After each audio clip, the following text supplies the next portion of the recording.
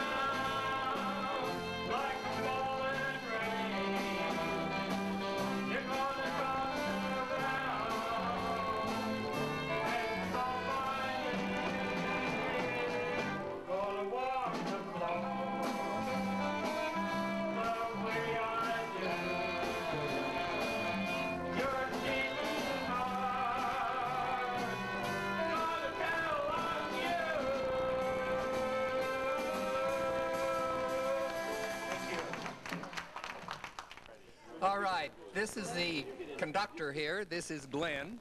Glenn, may I ask how old you are? I'm a young 93. Well, that's good. Now, how long have you been conducting? So, I guess maybe about 20 years. Were you, did you play professionally? You know, it's kind of a long story. My mother was an excellent pianist. If you didn't like it where it was, she'd put it where you wanted. So they gave me piano lessons for 2 years. I never got beyond the scales. I could not cope with that instrument. So in grammar school, they put me on a mellophone, and then in junior high, they switched me to the French horn. I played the French horn in junior high and high school. Then after I graduated, I quit playing. The horn was a combination deal and expensive, so it was just too good to sit there, so they sold it. So then I'm going downtown, and I see a mellophone, not a mellophone, but an alto horn, and for $65 at Maury's Music. And so I squandered my money. Then I found out that you can't keep it in tune. So from there on, I switched to the baritone and also the valve trombone. Now, is this an all-volunteer band? Yes, it's all volunteer. We have anywhere from 12 to 15 members that show up to play. Didn't any of them ever play professionally? Yes, some of them have, but most of them are just like me and played for the fun of it. Okay, you're here every Wednesday from 9 till 11? Yes, every Wednesday we're here from 9 to 11. We have 4 books that we play out of. We've got 100 numbers in each book. Each week we take a different book, and the early birds get to pick out a number that they want us to play, and that's what you've been hearing, what the early birds wanted. Okay, now 2 more questions. One, if somebody has some talent out there and they want to join your band, can they? Come on in. The only thing is you have to be 50 years of age.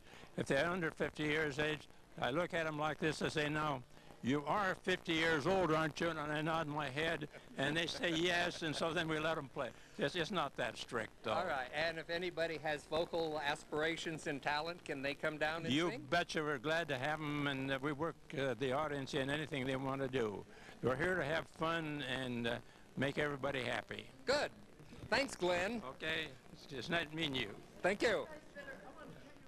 Yes, this is our fitness room, and Brenda can talk to you about the pieces of equipment and the way the people work out here. Yes, this is our fitness room, and it is open to our seniors. We have a general requirement of filling out a registration form. And here they can work out for free, and they have to be at least 50 years or older.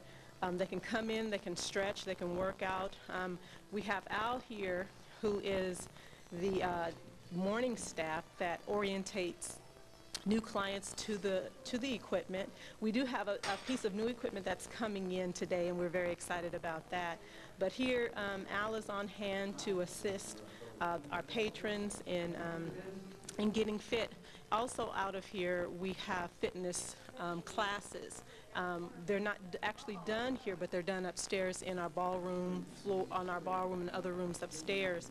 But Al is one of our instructors, along with our afternoon staff with Sue DeMung, who is one of our afternoon instructors as well. You have quite a bit of equipment in here, don't you? Yes, we do, and we're looking to get more because we are trying to meet the needs of our seniors, and so they've been requesting certain pieces of equipment, you know, and here we have leg machines.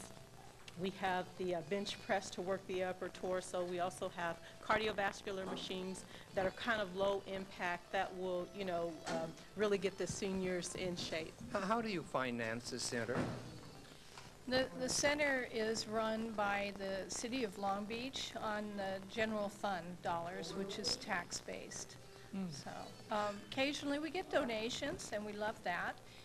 We do, for instance, have the AARP volunteers come and do tax assistance from February through the middle of April. And a lot of people enjoy that service, and they come and they take part in that for free, and they give donations, and so that's a good way to donate to the center. What's your oldest member, do you know? We have people who are over 100 here, and I think that, I can't remember the name though, unfortunately. How much can they bench press? Oh dear. They usually come for lunch and for the social activities. Speaking of lunch, I want to go check out your cafeteria. Let's do that.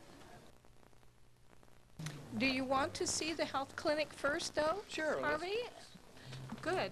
This is operated by the Department of Health and Human Services, and it is another small but very mighty program that's housed here.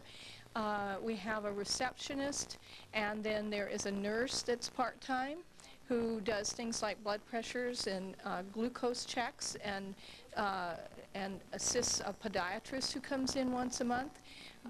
There are other services as well that are provided by her. Then we also have another program called Senior Links, which is a way for seniors to be linked to resources and services, social services that could help them, and answering questions and getting the kinds of like in-home services that they might need. And that's run by a part-time nurse and a part-time social worker. You just have everything here, don't you? We do, we do. And we're very pleased. We're very happy to provide this. Now, the nutrition program, as I was saying, we have the county AAA provide, as it does in many, many locations, they provide a very nutritious, wonderful, balanced meal Monday through Saturday, and that's for a donation for people who are 60 and older of $1.75. You can't get a better deal anywhere, and again, I say donation. Now, we have also in here, there is a cafeteria run by staff and volunteers, and the meals and food that's purchased there is not a donation, but it is very inexpensive, and it's homemade. Now, what would a lunch cost? Here, as I was saying, $1.75 with the nutrition site provided by the county. It's actually through dollars funded from the Older Americans Act. And then with our cafe, you can get here a lunch maybe for $3.50 to $4.50. Very, very good hot lunch, well-rounded in both places. And you can get snacks and other things, and sandwiches made to order and things of that nature that are a little bit cheaper. I see a lot of places set up for lunch. Do you serve that many every day? Yes, we do. Yes. The nutrition site serves approximately 85 to 100 people every day. And then our cafe, we serve a whole lot of people here as well. And they come in. Just to interject, they do serve lunch Monday through Saturday, as opposed to our program, which is Monday through Friday. Yes. Yeah. And Harvey, another thing is that this provides people with options. Some people can't afford lunches, and this may be their only meal for the day, and so they might want to take advantage of the nutrition site. Other people might have a little extra spending money, and they would take advantage of the cafe. The nutrition site is open to people who are 60 and older. The cafe is open to people of any age, really. We welcome the public to the cafe, so anybody, adults with children, we don't discriminate. So. Just like being uptown, you can sit and have lunch be entertained. That's right. Yeah, it's wonderful.